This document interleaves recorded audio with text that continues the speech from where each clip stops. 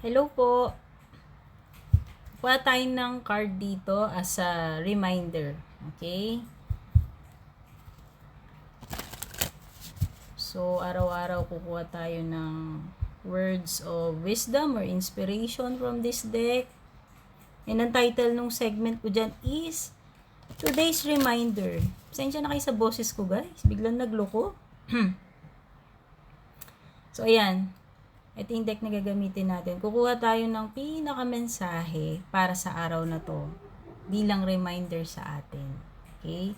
Maaaring makapagpa-enlighten sa atin, makapagpa-inspire sa atin. Yan. Maraming salamat nga pala sa inyong patuloy na pagsubaybay, sa mga like, shares, comments. No? Sobrang malaking tulong po yan and sobrang na-appreciate ko po yan. Okay? So, ito. Kuha tayo ng isa dito. Random card. Ito. Ito yung nakuha natin. Napakagandang angel. At ang pinaka-mensahe, babasahin ko na lang sa inyo, no? Babasahin ko na lang.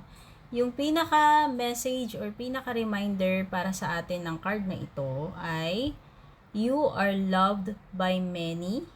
Make them your focus.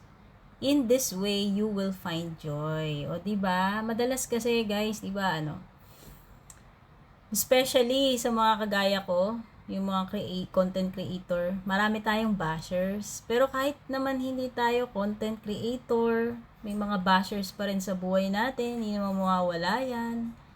So, yun lang yun. Ibig sabihin lang nitong card na to, instead na mag-focus ka doon sa mga tao na yun nga, yung mga basher mo. Hindi naman na-mention dito, pero ginawa ko na lang example. Mag-focus ka na lang doon sa mga tao na nagmamahal sa'yo. Huwag doon sa mga taong ayaw sa'yo, galit sa'yo, bashers mo. Okay? Sabi yun ang gawin mo daw, focus. Kasi, mas magiging masaya ka pagka yung mga taong nagmamahal sa'yo yung iniintindi mo, inaatupag mo. No. Kasi wala naman ding saysay na pag-aksayahan pa natin ng time, ng energy, yung mga taong ayaw sa atin, di ba? Or mga galit sa atin, wala tayong magagawa doon, wala tayong control doon. So instead, mas bigyan nating focus yung mga taong nagmamahal sa atin, nandyan para sa atin, nakaka-appreciate para sa atin. So ayan, in that way, mas magiging masaya ka, no? And syempre, walang mga stress, o 'di ba? So, yun lang yung reminder para sa atin ito. So, I love you all, guys. Sana makatulong sa inyo tong reading na to.